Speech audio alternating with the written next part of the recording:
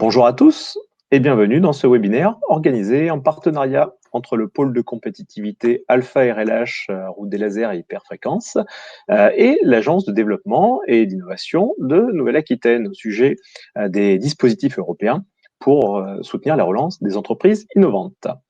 En préambule, le temps que tout le monde se connecte, nous pouvons dire que l'ADI et Alpha RLH ont l'habitude de collaborer régulièrement sur l'organisation d'événements présentiels consacrés au financement et à l'Europe. Et quelque part, cette crise sanitaire nous donne l'occasion de communiquer avec vous de manière digitale. Et nous en sommes très heureux, mais rassurez-vous, les événements présentiels reviendront rapidement. Nous aurons d'ailleurs l'occasion d'en reparler d'ici la fin de ce webinaire. Alors, je me présente, je suis David Balacha, responsable événements et marketing pour le pôle Alpha RLH. Et ce webinaire sera co-animé par Isabelle Tovena-Pecco, responsable international et projet européen pour Alpha RLH, ainsi que Véronique Desblés, responsable innovation européenne pour l'ADI Nouvelle-Aquitaine. Bonjour Véronique, bonjour Isabelle. Bonjour à tous et bienvenue sur ce webinaire. Merci toutes les deux. Allez, au programme. Donc, vous avez vu, ce programme, nous l'avons articulé sous forme de questions auxquelles Isabelle et Véronique vont s'efforcer de répondre durant à peu près 40 à 45 minutes. Alors, y a-t-il des subventions accessibles aux PME? Comment obtenir un prêt européen? Quel est mon retour sur investissement? Comment me faire accompagner? Puis nous garderons à peu près un quart d'heure pour répondre à vos questions. Alors à ce sujet justement, nous traiterons l'ensemble des questions sur la fin de ce webinaire, mais vous pouvez les poser tout au long du déroulé de cet événement. Pour ce faire, vous avez donc en bas à droite de votre écran un espace de chat qui est ouvert avec tapez votre question. Vous avez même deux petits pictos. Un premier picto, c'est un écran qui est sur fond orange, c'est pour écrire un message de manière générale. Et le point d'interrogation sur fond bleu, c'est pour poser une question en lien avec le contenu. Donc nous les compilerons à la fin de ce webinaire. D'autre part, si vous avez un souci de connexion, nous vous conseillons dans un premier temps de rafraîchir la page de votre navigateur Internet. Et si jamais le problème persiste, vous pouvez également vous connecter par téléphone au numéro qui s'affiche dans le chat en blanc sur fond orange également.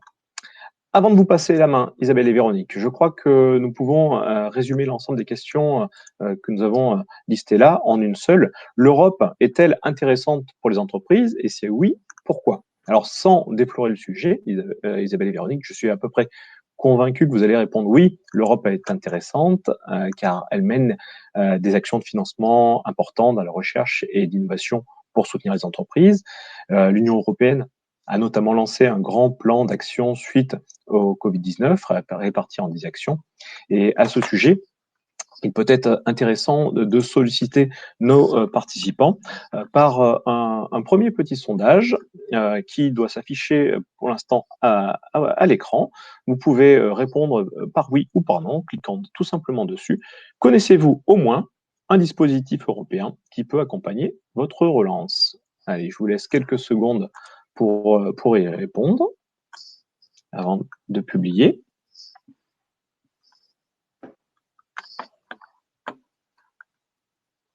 Voilà, je vous laisse un petit peu de temps encore. C'est intéressant de connaître justement les réponses. Allez, on va passer à la fin du vote et on va publier les résultats. Vous voyez, on est à 30% de oui et 33% de non. En fait, on est quasiment sur un score de parité. C'est intéressant, justement. C'est ce qui nous permet de voir justement qu'il y a un sujet intéressant à défricher et qui a un vrai intérêt à en savoir plus. Alors justement, s'il existe plusieurs types de dispositifs, nous avons pris le parti de centrer ce webinaire sur les dispositifs européens, dispositifs de financement, mais pas uniquement, dispositifs également pour faciliter les mises en relation, l'accès aux marchés internationaux. Et à ce sujet, justement, je vais passer la main tout d'abord à Véronique, qui va nous éclairer au sujet de la question, cette première question. Y a-t-il des subventions accessibles aux PME, Véronique? Merci David, bonjour à tous. Bien, comme certainement vous tous, j'ai entendu beaucoup d'annonces qui ont été faites ces derniers temps sur les plans de relance qui émanent notamment de l'Union européenne et qui annoncent un certain nombre de mesures. Alors, ces mesures prennent différentes formes, mais si on zoome sur les actions ciblées vers les entreprises innovantes, en fait, on peut distinguer deux grandes catégories. des actions qui se déploient sous forme de subventions et des actions qui se mettent en place à travers des instruments financiers type prêt ou accès à des investisseurs. Et c'est ces deux types d'activités, de catégories que nous allons traiter aujourd'hui. Alors, sur les subventions, une première remarque générale. Sur l'année 2020, il n'y a pas de nouveaux dispositifs qui sont prévus d'être mis en place à ce jour. On verra en fonction de l'évolution, bien entendu, de la pandémie et de la phase de relance. Mais sur 2020, normalement, ce sont les dispositifs préexistants qui sont soit abondés avec des redistributions de financement de manière plus importante. Vous avez peut-être vu sur un dispositif dont on va parler, le IC Accelerator, sur l'appel du mois de mars, il y a eu un budget dédié pour, en plus, pour des actions, pour des entreprises qui interviendraient dans le cadre de la relance suite au Covid. Et puis, il y a surtout, je dirais, au-delà du financement, une mise en œuvre de ces dispositifs qui est orientée en prenant en compte les conséquences et de nouvelles orientations. Alors, on a fait le choix aujourd'hui de sélectionner 3 dispositifs parmi les nombreux qui peuvent exister. Vous savez qu'il y a beaucoup d'appels à projets aujourd'hui. On les a choisis. Pourquoi? Parce que d'abord, ce sont des dispositifs qui sont ciblés vraiment PME, et je reviendrai sur ce fait, PME innovantes, qui ont, les 3 dispositifs ne sont pas avec des contraintes sectorielles, c'est-à-dire qu'on n'est pas obligé de s'inscrire dans une thématique. On n'est pas obligé de travailler dans l'électronique, on n'est pas obligé de travailler dans la santé pour pouvoir utiliser ces dispositifs. Ils sont vraiment ouverts à tout domaine. Et ensuite, leur caractéristique, c'est que ce sont des dispositifs qui s'adressent à des entreprises qui ont des projets pour aller vers le marché, pour accompagner la mise sur le marché avec, vous êtes peut-être familier avec cette notion de maturité technologique, relativement élevée, 5, 6, c'est-à-dire qu'on a déjà travaillé, toute la recherche est effectuée, on est vraiment dans une phase d'accès au marché. Et c'est vraiment très important. Pourtant, il ne faudrait pas croire que ces dispositifs sont interchangeables et qu'on peut utiliser indifféremment. Ils ont quand même des objectifs précis et c'est important de réfléchir chacun avant de soumettre un projet à quel est l'objectif que l'on poursuit. Et si on essaye de mettre une gradation dans ces dispositifs, on se rend compte que si on est encore à une phase de validation des dernières étapes de développement technologique avant la mise sur marché, on va plutôt utiliser un dispositif qui s'appelle Eurostars, ne pas confondre avec le train. Par exemple, si on développe un projet de système laser pour des applications micro et macro matériaux, et ben dans Eurostars, on va s'appliquer à valider les dernières briques technologiques qui vont porter par exemple sur l'augmentation de la puissance, de la luminosité, pour arriver à avoir un produit fini. Et avec une commercialisation, vous le voyez quand même dans les 2 ans après la fin du projet. Donc on est encore à un stade développement techno. Par contre, si on passe à Fast Track to Innovation, qui est un dispositif lui aussi de projet collaboratif, eh bien, on est un cran au-delà avec, là, on va viser à prouver la faisabilité de l'entrée sur le marché à court terme, à 2 ans. Enfin, on est à 36 mois, durée complète depuis le début du projet. Par exemple, si on développe une plateforme pour la fabrication de modules photovoltaïques non standards, eh bien, le projet Fast Track va plutôt se concentrer au niveau du développement des applications du logiciel de la plateforme dans des produits qui représentent des marchés vraiment attractifs pour cette action.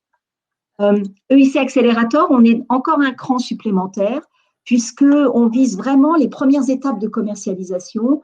Et par exemple, si on est une entreprise qui développe des logiciels pour du transport autonome, eh bien, on va avoir un premier pilote qui fonctionne en conditions réelles, sur un marché réel, pour un peu être source de démonstration et d'accompagner la croissance. Donc, on voit qu'il y a quand même des échelons différents selon la proximité du marché.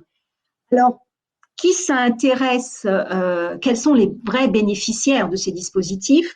C'est bien sûr prioritairement les PME.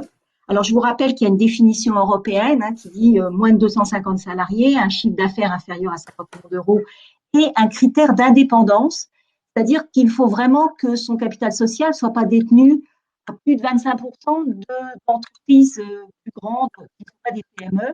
Et ça a un impact important, notamment pour les filiales d'entreprises, puisqu'on réfléchit en consolidé. Donc, attention à ça. PME, mais PME qui ont des caractéristiques, une caractéristique innovante. Alors, qu'est-ce qu'une PME innovante? Vous n'avez pas une définition type qui s'applique pour tous les dispositifs européens. On voit que dans Eurostar, c'est un dispositif qui définit un peu plus précisément ce que c'est que l'innovation. C'est une PME qui consacre un certain pourcentage de chiffre d'affaires ou de personnes sur des activités de R&D. Mais pour les autres dispositifs, Fast Track et EIC, vous n'avez pas de définition. Par contre, attention, elle a quand même, c'est au porteur de projet de définir en quoi il est innovant. Alors bien sûr, on pense tout de suite à l'état de l'art par rapport à la techno existante, mais pour ces dispositifs, ce qui est le plus important, c'est l'innovation par rapport au marché. Donc, il faut vraiment prendre en compte, on est innovant par rapport à de la techno, mais on est surtout innovant par rapport à un marché qu'on va adresser.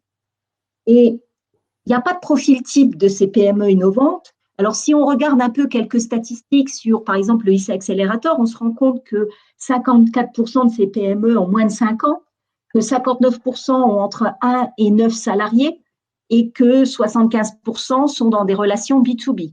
Sur les secteurs, comme c'est transsectoriel, ma foi, on a tous les secteurs. Peut-être que Eurostars a, comment dire, intéresse, enfin en tout cas, les projets financés sont plus nombreux dans l'électronique, les TIC. EIC Accelerator peut-être plus nombreux dans la santé et aussi dans les technologies de l'information, mais ce sont des données par rapport à des statistiques sur les lauréats, donc ce n'est pas déterminant sur le profil. Par contre, ce qui est sûr, c'est que ça concerne vraiment des PME, puisque si EIC Accelerator, c'est 100% des candidats et des bénéficiaires lauréats sont des PME. Sur Eurostars, on est à 73%. Et sur Fast Track, on est à 60%. Donc, on voit vraiment que c'est vraiment ciblé sur les entreprises qui soumettent des projets. Merci Véronique. Donc, comme vous l'avez compris, nous avons fait le choix de parler de ces dispositifs qui sont principalement axés sur les PME. Hein. C'est vraiment l'objectif de ce webinaire. Dès lors qu'on parle de projets européens, on parle évidemment en principe de partenariat européen. Alors, sauf, vous l'avez bien compris, pour le dispositif EIC Accelerator, qui là est focalisé sur une entreprise typique, une entreprise pour laquelle on va accompagner sa croissance. L'idée de ce dispositif, alors vous le connaissez certainement sous un autre nom, avant c'était l'instrument PME, depuis peu il a changé de nom et de format. Donc cet instrument PME qui a été mis en place dans les années 2004, je crois, avait pour vocation d'accompagner la croissance des entreprises, donc des entreprises à fort potentiel. Donc, c'est encore plus vrai avec ce dispositif EIC. Donc, pas de partenaire, évidemment, pour le IC Accelerator. Par contre, bien entendu, pour les deux autres dispositifs, c'est le cas. Il ne s'agit pas de partenaires trop importants. Hein. Pour Eurostar, vous voyez, c'est au minimum 2 partenaires. Et j'allais dire, en moyenne, c'est bien ce que nous avons, 2 à 3 partenaires de 2 ou 3 pays. Donc, les règles d'éligibilité sont celles des programmes H2020, à savoir que les pays qui sont éligibles sont les 27 pays États membres, plus des pays associés. Donc, ce qui nous permet effectivement d'avoir un grand champ de pays éligibles pour cette Eurostar. Pour le Fast Track to Innovation, donc là, c'est également un petit consortium, 3 à 5 partenaires. Et en général, c'est plutôt 3 que l'on a, 3 partenaires de 3 pays membres. Donc, dans ce cas-là, en fait, Fast Track to Innovation, les entreprises, grands groupes et PME, doivent représenter au minimum 60% du budget du projet. Ou bien être majoritaire dans le consortium. C'est-à-dire au moins 2 entreprises pour un consortium de 3 à 4 partenaires et au moins 3 entreprises pour un consortium de 5 partenaires. Donc, il s'agit en fait pour ces 2 dispositifs, et je vais dire même pour les 3, comme vous l'avez compris, on est sur des projets qui sont très près du marché, d'avoir un business plan très détaillé, bien sûr. Donc, c'est vraiment l'accompagnement au marché qui est visé dans le cadre de ces partenariats. Alors, quand on parle de partenariat, deux choses importantes qu'il faut souligner.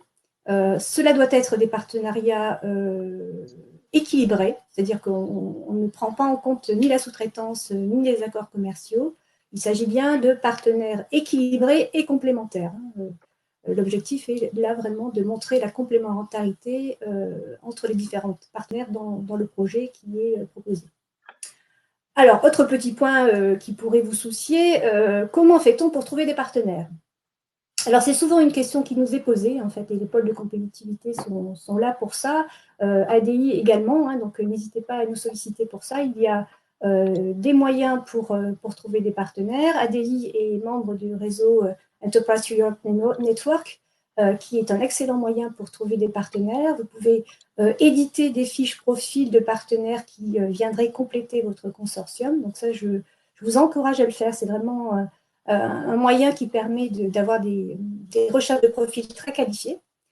Vous avez également, je dirais, sur le site de l'Europe, la possibilité de présenter votre profil, présenter vos projets et faire une recherche de partenaires qui est de mon point de vue un petit peu moins qualifiée, mais ça peut fonctionner également. Alors, pour ce qui est des financements, donc je vais commencer par l'EIC Accélérateur, ce nouveau dispositif qui a fait peau neuve. Hein. L'idée, c'est vraiment d'accompagner des pépites européennes et de les aider plus spécifiquement en fait sur ce fameux passage de la mort, c'est-à-dire qu'on ne se limite pas à la R&D, mais c'est vraiment l'étape qui se situe juste avant la commercialisation. Hein. Donc, l'idée est d'apporter une solution à ces petites entreprises, ces startups pour lesquelles il y a du risque en fait à ne pas pouvoir trouver son marché suffisamment tôt. Donc, c'est vraiment l'objectif de cet EIC Accélérateur. Donc, vous voyez en fait sur la slide qu'il y a des activités ATRL 6 à 8 pour lesquelles on peut obtenir une subvention. Subvention à hauteur de 70%, donc ça c'est assez classique, on va dire, sur la plupart des projets européens, donc c'est le cas là aussi, sur des montants qui vont voilà, de 500 000 € à 2,5 millions. Et vous pouvez également, donc nouveauté de l'EIC Accélérateur, bénéficier de l'equity pour des montants beaucoup plus importants, pouvant là accompagner vos activités de commercialisation, voire d'internationalisation sur les TRL 8. Et là, vous pouvez aller jusqu'à 15 millions d'euros. Donc, c'est vraiment un dispositif que je trouve très, très intéressant pour des pépites, des startups qui auraient besoin de beaucoup de financement pour accompagner leur développement et leur croissance. Donc, au maximum, on peut atteindre 17,5 millions d'euros. Et je crois que ça a déjà été le cas dans les quelques EIC accélérateurs qui ont été soumis depuis. Au niveau donc, des subventions moyennes pour Eurostar, on va dire que c'est autour de 1,2 million pour une subvention de 700 € et une durée de 27 mois. Donc, vous voyez que les taux de financement sont différents suivant la taille de l'entreprise. Hein. Je dirais que plus la taille de l'entreprise est grande et moins le taux de subvention est élevé, ce qui paraît assez logique, entre donc 30 et 40%. Les laboratoires de recherche et les universités sont également éligibles et là, la prise en charge est de 40% des coûts complets. Alors, à savoir, c'est plafonné à 100 000 €. Pour le Fast Track to Innovation, en moyenne, par exemple, si l'on reprend le projet qu'a évoqué tout à l'heure Véronique, c'est-à-dire la plateforme techno-innovante pour la fabrication de modules photovoltaïques, sur ce projet-là, on avait un consortium international. Il y avait la France, l'Israël, l'Espagne et l'Autriche. Donc, comme vous le voyez, un petit consortium. Le montant global du projet, donc durée de 2 ans, était de 2 800 000 € pour un budget total de 3 800 000 €. Voilà. Donc, ce ne sont pas des montants qui sont équivalents à ce que l'on peut avoir sur EIC Accélérateur. Par contre, bon, j'insiste sur ce dispositif qui est assez peu connu parce que je sais que ça correspond quand même beaucoup à l'attente des entrepreneurs. C'est du financement du pré-marketing et de la pré-commercialisation. Finalement, c'est tout ce dont on peut rêver quand on est entrepreneur d'une start-up. Voilà, on a souvent besoin de ce premier levier pour aller chercher après d'autres fonds d'investissement. Donc, c'est vraiment un dispositif qui est très intéressant. Quelle autre question vous pourriez vous poser? Les versements. Quand est-ce que je reçois mon argent? Alors, là, il y a des petites particularités pour chacun d'eux. Le IC accélérateur, c'est 40% à la signature et le solde en fin du projet. Pour l'Eurostar, on est à 50% à la signature, 30% pendant le projet et 20% à la fin du projet. Pour FTI, donc Fast Track to Innovation, on a une avance à la signature et le solde à la fin du projet.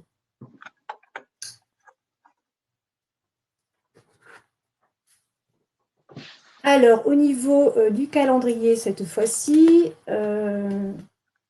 donc sur le IC accélérateur, en fait, il y a eu un appel qui est tombé, alors initialement c'était prévu au 18 mars, puis au 20 mars.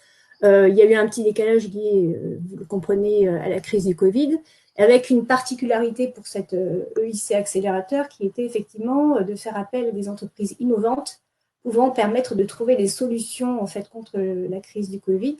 Donc, pour cet appel, par exemple, il y a eu 4000 dossiers, dont 1000 qui étaient axés sur le Covid. Un dernier appel qui vient de tomber tout récemment au 19 mai, qui cette fois-ci était plutôt orienté Green Deal. Donc, vous allez me dire, oui, mais vous m'avez dit que le CI accélérateur, c'était athématique. Alors oui, en principe, c'est athématique. Néanmoins, de temps en temps, il y a des spécificités. On attend plus de PME avec une coloration particulière. Donc, c'était aussi le cas de cet appel du 19 mai qui était plutôt Green Deal. Le prochain sera complètement athématique a priori, donc deadline au 7 octobre. Pour le Fast Track to Innovation, donc c'est tout bientôt, hein, puisqu'on aura une deadline au 9 juin, et le prochain donc en fin d'année au 27 octobre. Eurostar, il y a donc une première date qui a été soumise là en mars, et la prochaine au mois de septembre.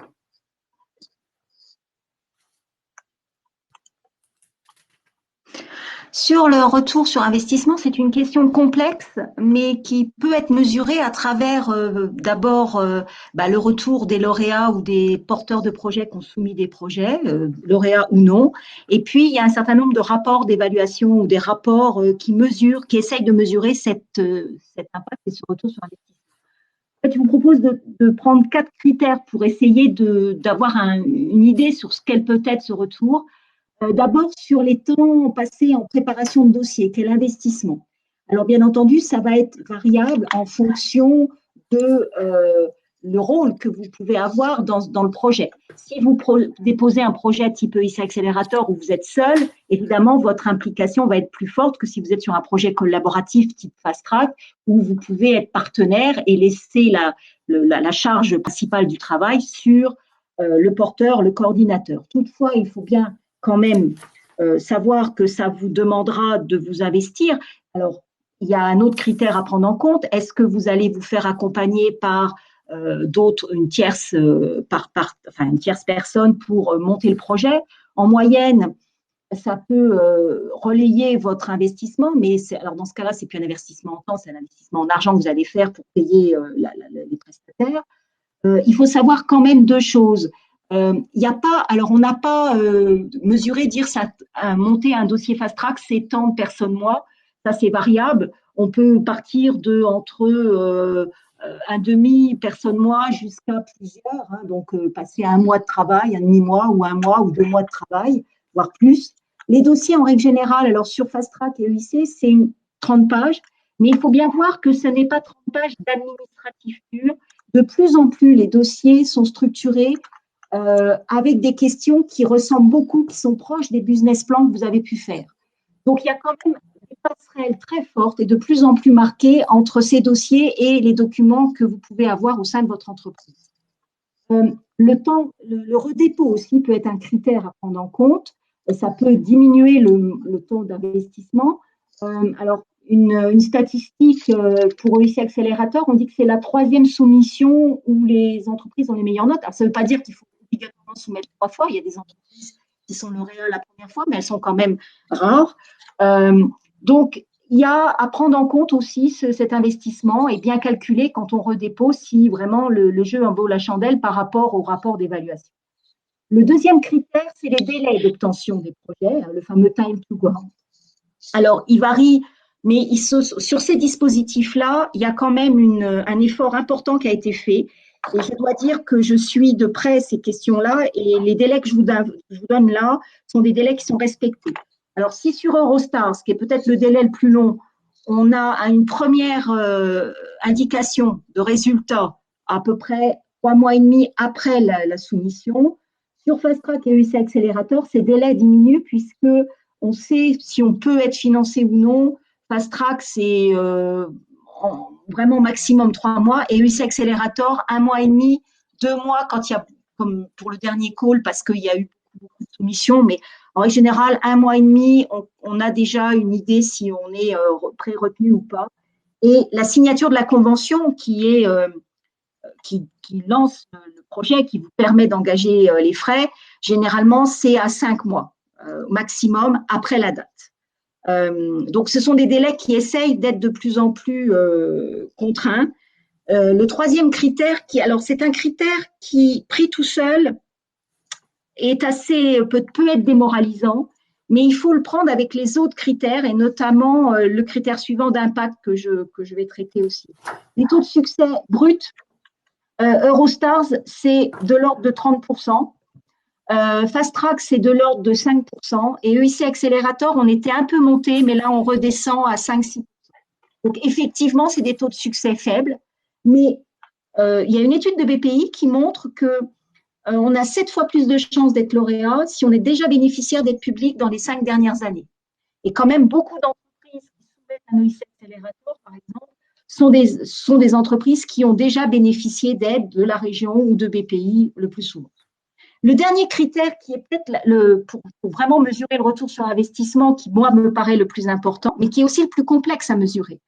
Alors si on s'appuie sur les témoignages et les rapports, on voit que tous les lauréats indiquent que d'être bénéficiaire de ces financements apporte une visibilité et un label, notamment auprès d'autres financeurs et d'autres financeurs, notamment d'investisseurs privés.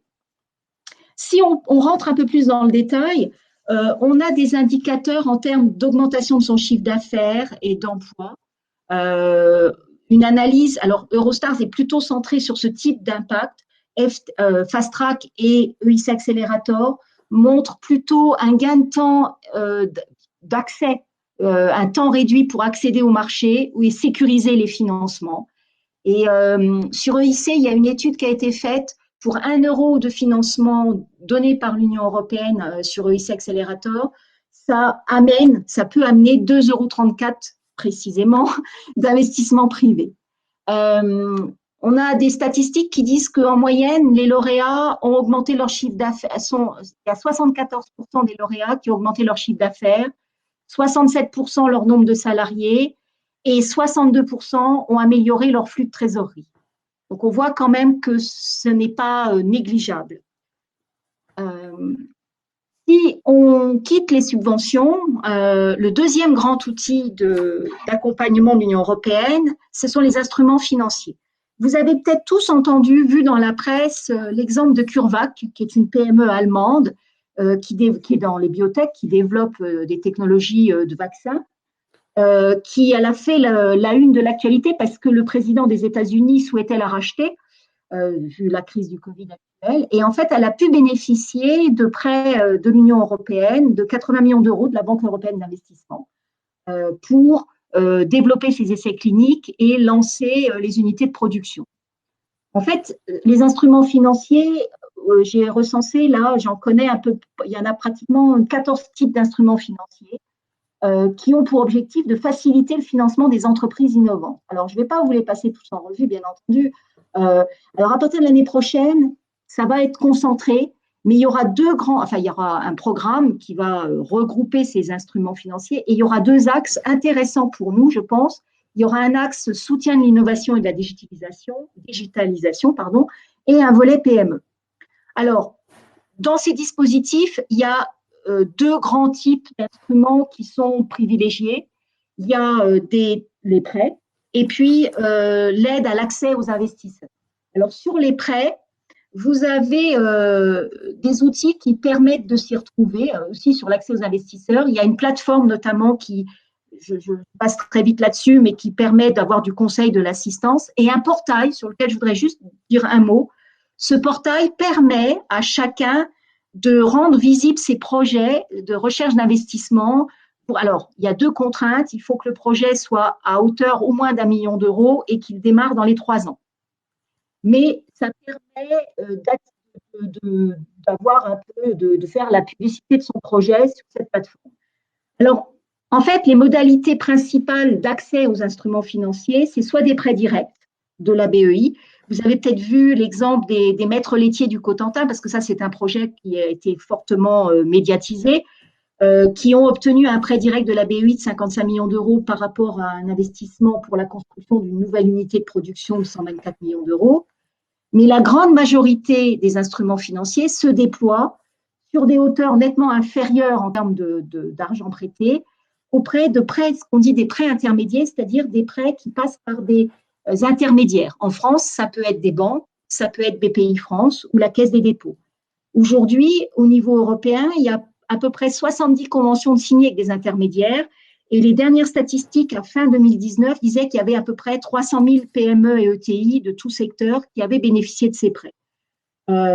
Alors, je vous ai mis là sur la slide qui apparaît quelques exemples. Ce n'est pas exhaustif. Si vous cliquez sur le lien de la slide précédente, vous avez accès à tous les prestataires qui ont signé une convention. En fait, l'Union européenne, le budget de l'Union européenne permet de garantir aux banques qu'elles vont vous prêter et de limiter le risque. Il y a des… Alors, quel est l'intérêt par rapport à des prêts bancaires classiques, je dirais? C'est d'abord souvent… Alors, on va mettre de côté les taux d'intérêt qui aujourd'hui sont peut-être plus aussi attractifs, mais c'est souvent des prêts qui peuvent s'inscrire sur une durée entre 2 et 10 ans selon les types de dispositifs, mais avec des possibilités de différer souvent de 2 ans d'amortissement. Alors, les montants des prêts, vous voyez, c'est très variable. Ça va de 25 000 euros à plusieurs millions d'euros. Il y a d'habitude, sur la grande majorité de ces prêts, aucune caution ni garantie demandée. Et l'assiette est souvent calculée sur les investissements immatériels ou sur le BFR qui va être généré par le lancement du projet. À noter une petite remarque, alors j'ai aucun intérêt dans aucun de ces dispositifs. Bon, les plus fréquents, les plus utilisés, c'est le prêt innovation de BPI France, qui permet à beaucoup de PME françaises de bénéficier de ce type d'action. Et à noter sur la Banque Populaire un simulateur qui vous permet en ligne de tester si votre projet, oui ou non, peut rentrer dans ce type d'action.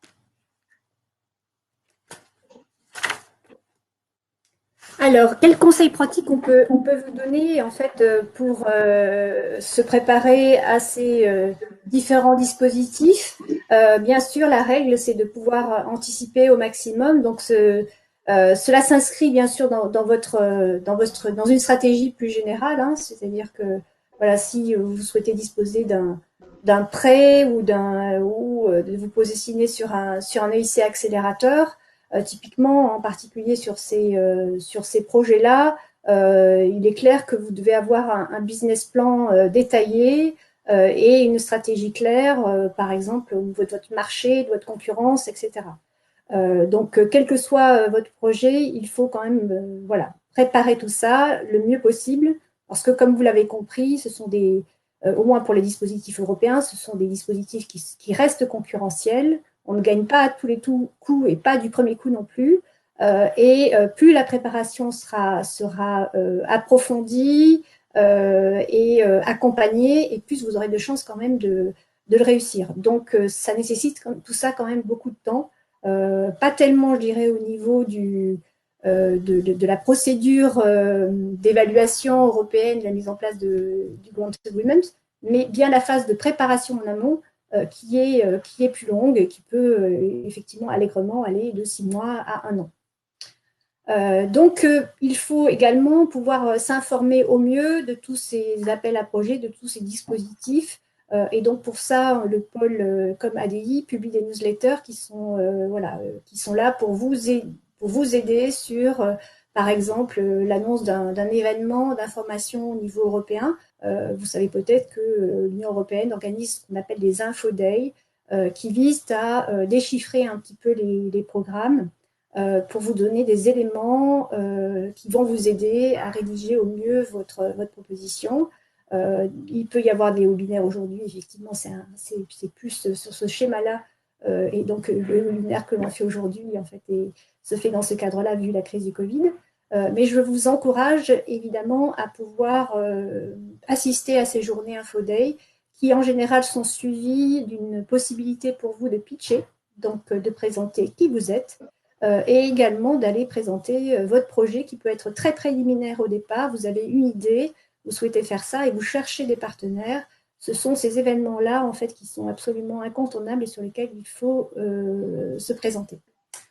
Vous pouvez également vous informer, donc les pôles sont là pour ça, ADI également, mais aussi contacter vos points de contact nationaux. Donc voilà, sur les différents types de projets, vous avez des points de contact nationaux qui sont des professionnels pour vous aider justement sur chacun de ces dispositifs, vous donner un petit peu les règles, les informations, des contacts, des partenaires éventuels.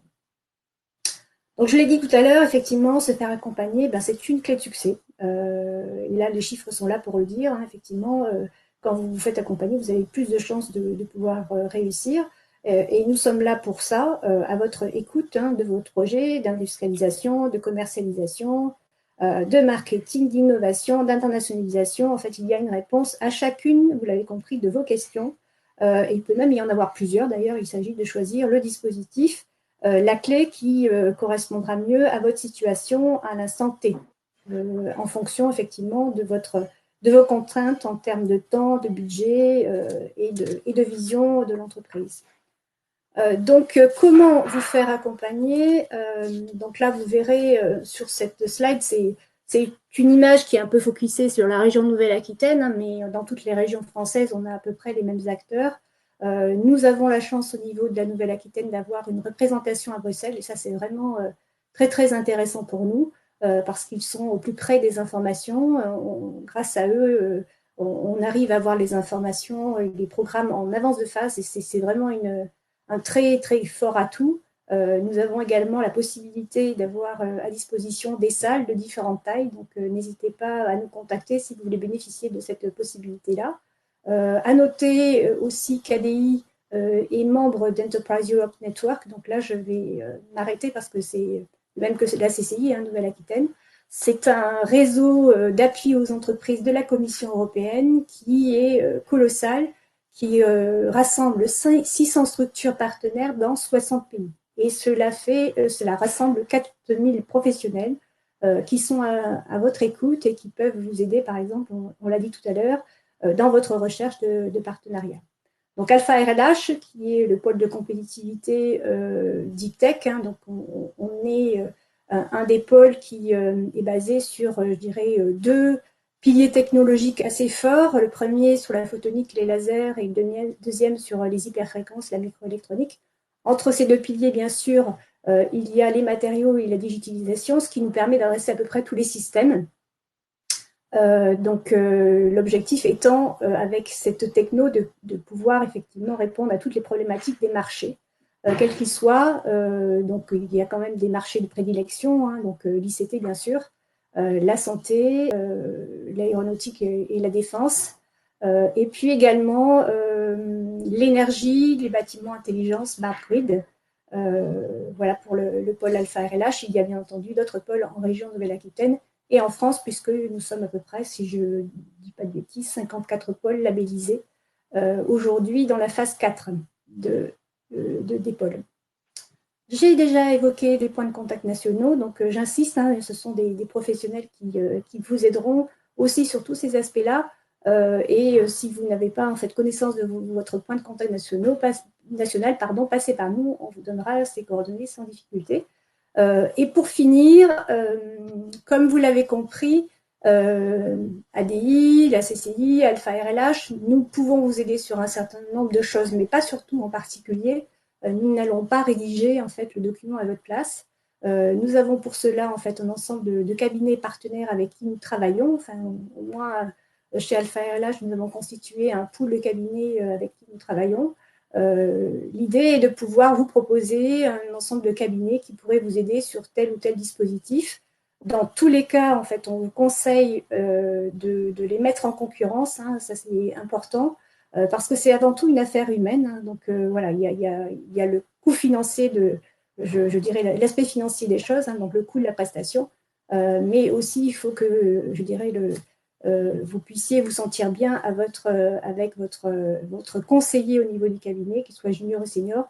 Ça fait partie aussi des points essentiels qu'il faut regarder.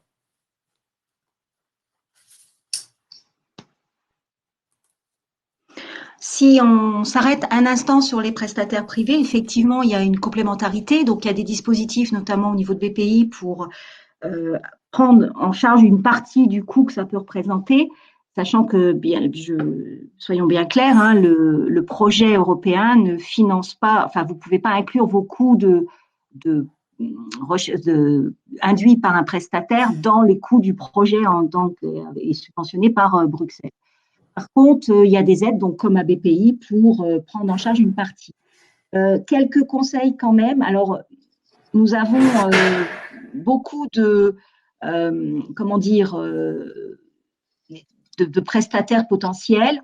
Moi, je vous encourage. Alors, des fois, vous êtes sollicité parce qu'un certain nombre font une démarche commerciale d'approche directe. Moi, je vous conseille toujours d'avoir un contact avec au moins 2, voire 3 prestataires différents pour voir un peu leur offre et pouvoir mettre un peu en concurrence leur offre. Le prix était bien entendu un élément important. Alors, les prix, c'est très variable selon la nature de la prestation qu'ils vont mettre en place. Moi, j'ai vu des forfaits très basiques à 5 000 € jusqu'à plus de 50 000 €. Ça peut être du forfait, ça peut être du forfait et de l'avance et du success fees. Il y a pas mal de cabinets étrangers et aussi français maintenant qui s'y mettent. Ça peut être un bon mixte puisque vous limitez le coût direct, mais vous entraînez avec vous, donc sur le success fees, le consultant prend un petit risque, donc ça peut être intéressant aussi et ça peut permettre de financer le recours aux prestataires. Faites attention, dans le cahier des charges que vous devez demander aux prestataires, à vérifier plusieurs choses, au-delà du prix, qui est un élément important, mais il y a aussi quels consultants vont travailler sur le projet.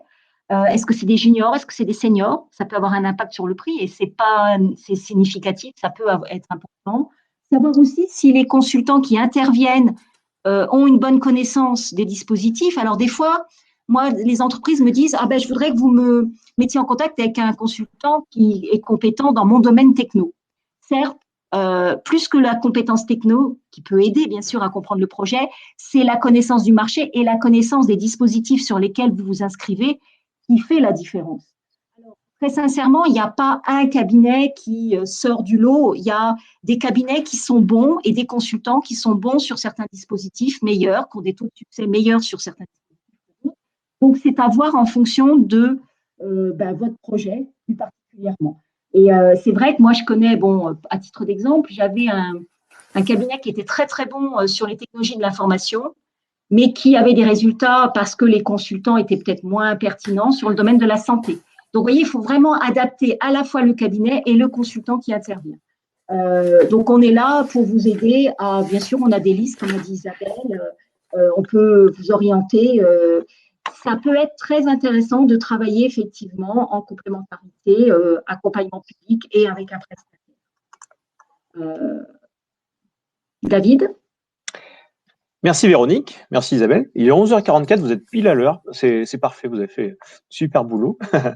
Quelques sites d'information, on vous partage ces liens avec évidemment le site de la Commission européenne et le portail du participant, le site officiel des appels à propositions, le site Enterprise Europe Network, Eurostar, Fast Track également. Je passe assez rapidement sur cette slide car de toute façon, nous vous mettrons à disposition cette présentation. Vous pourrez récupérer tranquillement tous les liens. Ce qui je trouve intéressant aussi, si vous le voulez bien, que nous réalisions une seconde petite enquête décomposée en 3 questions. Alors si voilà, normalement cette enquête apparaît à votre écran, elle est donc décomposée en 3 points comme je vous le disais. Est-ce que ce webinaire vous a été utile? Eh bien, dans un premier temps. Ensuite, vous avez un espace, un champ libre hein, pour des questions complémentaires que vous avez à nous poser et auxquelles on pourra répondre en off plus tard si vous le souhaitez. Donc n'hésitez pas aussi à prendre le temps de taper vos questions. Et enfin, également, souhaitez-vous être contacté pour une réponse personnalisée à vos questions par la suite également. Ça, c'est des choses, si vous cliquez sur oui, eh bien, nous reviendrons rapidement vers vous. Voilà, je vous laisse répondre. Pendant un petit peu avant d'arriver sur les questions-réponses. Alors là aussi, hein, pour ceux qui ont terminé de répondre à l'enquête, n'hésitez pas en même temps à taper vos questions dans le chat. Et notamment, il y a une première question. Je vais commencer par celle-ci. C'est Daniel qui nous demande si on aura le support transmis en fin d'intervention. Alors la réponse, elle est oui. Si vous allez sur votre tableau d'événements, tout en haut à droite de votre fenêtre, vous cliquez sur cet onglet tableau d'événements, vous cliquez sur fichier partagé et vous retrouverez ce fichier, donc webinaire dispositif européen 26 mai 2020, qui est téléchargeable très facilement. D'autre part, de toute façon, nous, on vous fera passer le lien vers la vidéo de cette présentation également. Allez, c'est l'heure de passer à la fin du vote. On va partager les résultats. Merci à vous. Donc, ce webinaire a été utile pour plusieurs d'entre vous. On a eu quelques questions on a 11 personnes même qui nous ont posé une question ouverte. Donc, vous avez un petit peu de travail encore, Isabelle et Véronique, après ce webinaire. Et notamment, on a des gens qui souhaitent être contactés pour une réponse personnalisée. Évidemment, on reviendra vers vous. Et justement, si vous, de votre côté, vous souhaitez revenir vers nous directement, n'hésitez pas à contacter soit Véronique Desblés, donc de l'ADI, ou Isabelle Tovena-Pecot d'Alpha RLH directement. Leurs coordonnées s'affichent à la fin de cette présentation. Il me reste aussi, moi, à vous donner rendez-vous pour un prochain événement qui sera, lui, présentiel à Angoulême, le 8 décembre prochain, pour un déjeuner débat sur les dispositifs européens pour financer sa croissance et qui sera justement une poursuite de ces éléments-là, sachant que, vous le savez, l'actualité évolue très, très vite et les dispositifs également. Voilà.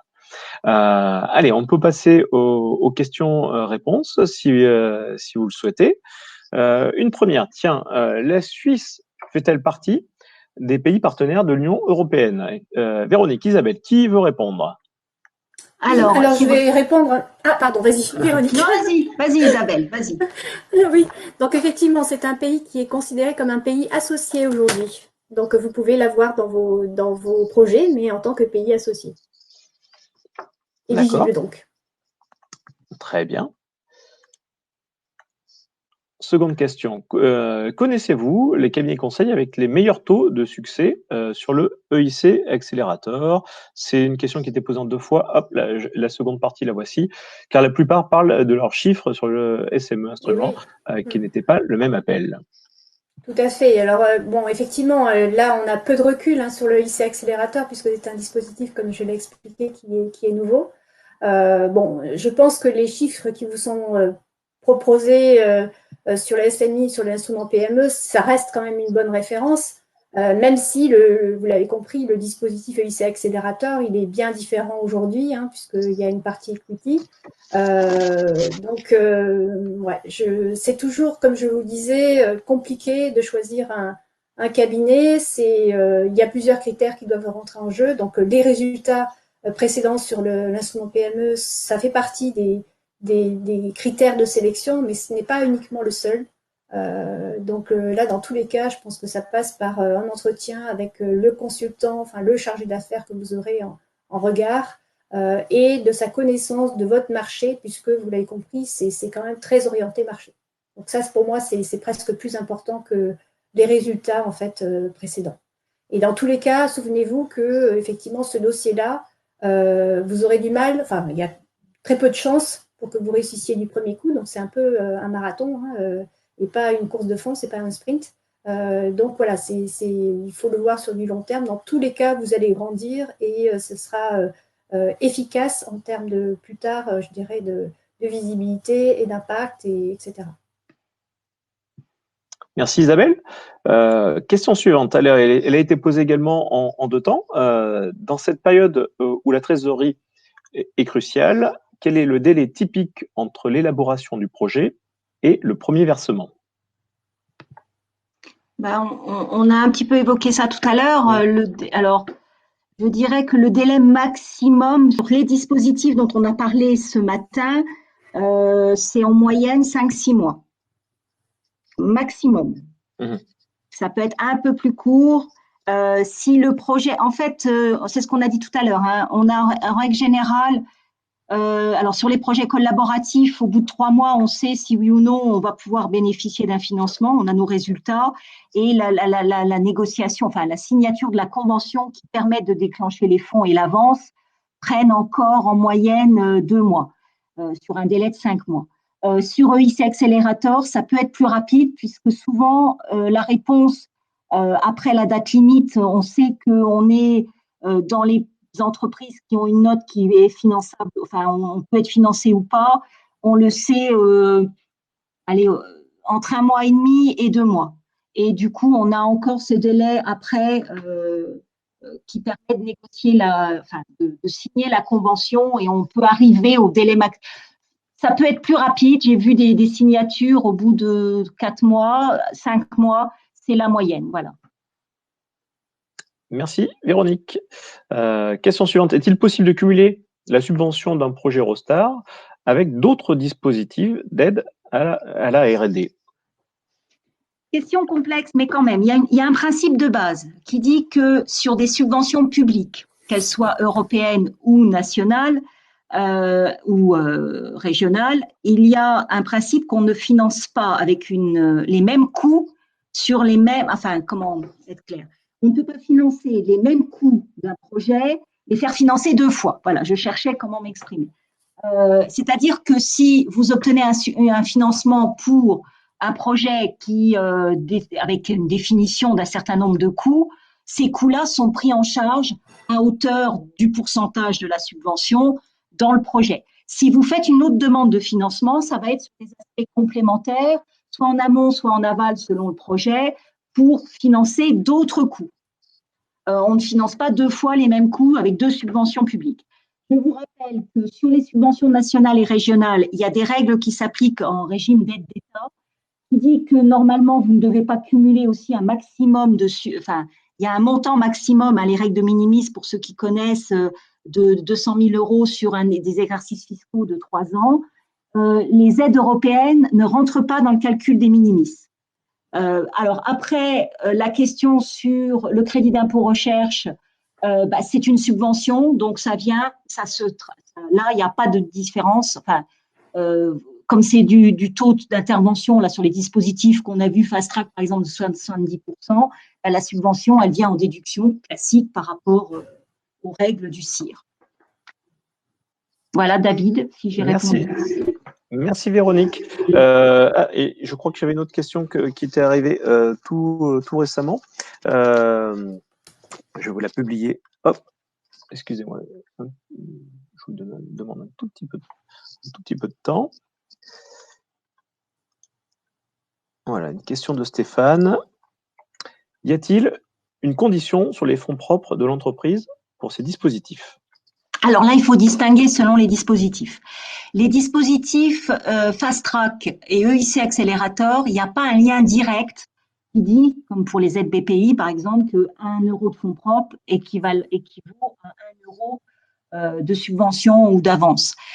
Sur les dispositifs directs européens, il n'y a pas cette règle. Toutefois, soyez quand même vigilants. Alors sur EIC Accelerator, on peut, par exemple, si on est une jeune entreprise, avoir une demande de financement qui dépasse largement ses fonds propres. Ça, c'est concevable, mais il faut que ça soit cohérent. Le plan de financement de l'entreprise doit être indiqué dans le projet. Donc, on doit quand même être cohérent et indiquer, par exemple, comment on va avoir accédé à comment on va augmenter son capital ou comment on va pour pouvoir engager les fonds nécessaires pour la réalisation des objectifs atteints. Donc, si je résume, sur les dispositifs européens classiques, financement direct comme Fast Track ou EIC, c'est pas directement corrélé, c'est-à-dire qu'on va pas vous demander votre montant de fonds propres pour vous attribuer la subvention, mais on va quand même être vigilant, les évaluateurs, à observer que votre projet, vos ressources et vos potentielles ressources et votre schéma de financement est cohérent avec le projet que vous présentez. Pour Eurostars, il y a une petite règle particulière, puisque il ne vous a pas échappé dans la présentation, qu'Eurostars était un financement qui était européen parce que c'est un dossier commun à l'ensemble des partenaires et il y a du budget européen dans Eurostars, mais vous, entreprise, vous serez financé par vos institutions nationales, donc pour nous, en France, par BPI. Je ne vous cache pas que BPI est quand même vigilant à vérifier ce niveau de fonds propres et qu'il est fortement conseillé, si vous envisagez une soumission Eurostars, on ne l'a pas dit lors de la présentation, mais c'est important de vous rapprocher du conseiller qui vous suit chez BPI pour vérifier que vous allez pouvoir être suivi lors du financement par BPI. Donc là, ce n'est pas directement lié aux fonds propres, mais c'est quand même étroitement lié. Merci Véronique. Une autre question. À partir de quel temps d'existence une entreprise peut-elle prétendre à ces dispositifs? Là encore, il y a… Ah, vas-y Isabelle. Non, mais j'allais dire qu'effectivement, il n'y a pas de règle en fait. Ça dépend vraiment de la maturité de votre projet, de votre ambition en fait. Donc je dirais que voilà, tout est possible. La seule contrainte juridique, c'est qu'il faut que votre entreprise existe. C'est ça. Ouais. Soit créée. Pour les phases de création, où vous êtes encore en phase de création, il y a d'autres dispositifs qui existent que vous pouvez faire intervenir. Mais pour des dispositifs comme EIC Accelerator ou Fast Track to Innovation, il faut que votre entreprise ait une existence juridique et généralement, on ne conseille pas, mais ça c'est du conseil. Juridiquement, vous pouvez soumettre un projet dès que vous avez créé votre entreprise. On conseille quand même fortement d'avoir déjà un peu avancé dans son business plan, d'avoir conçu un certain nombre de choses pour pouvoir se positionner et donner en quelque sorte des gages d'accès au marché sur ces dispositifs-là, c'est quand même la clé. Donc, il faut quand même avoir une structure qui permet d'accéder au marché rapidement. Donc, quand même, d'avoir déjà une bonne structuration. Maintenant, quand on regarde les statistiques, on voit qu'il y a des entreprises… Je dis, EIC Accelerator, c'est 59% entre moins de 5 ans, entre 1 an et 5 ans, en gros. Voilà. Moins d'1 an, il n'y en a pas beaucoup, très sincèrement. Et puis, c'est peut-être pas forcément le dispositif le plus pertinent face aux différents éléments que vous avez à développer dans votre entreprise. Après, voilà, tout dépend de la structuration et êtes-vous prêt ou pas, ce que disait Isabelle. Merci Véronique. Je crois qu'on n'a pas d'autres questions. Alors, vous avez encore quelques secondes pour la poser dans le chat, s'il y a lieu. En tout cas, merci à vous deux. Il est 11h59, vous avez une horloge dans la tête, c'est parfait. Vous êtes pile poil dans les temps. De toute façon, l'ADI Nouvelle-Aquitaine et le pôle Alpha RLH restent sur le front et continueront à vous informer de la suite de ces dispositifs et de tout ce qui interviendra à l'avenir. N'hésitez pas à revenir vers nous pour toute autre question, en tout cas, et nous serons toujours à vos côtés. Donc n'hésitez surtout pas. Nous vous remercions de nous avoir suivis pendant cette petite heure et nous vous disons à très bientôt pour un prochain événement. Au revoir à tous, au revoir Isabelle, au revoir Véronique. Au revoir à tous, merci pour votre participation et à très bientôt on espère. Merci Véronique, merci David. Au revoir. Merci, au revoir.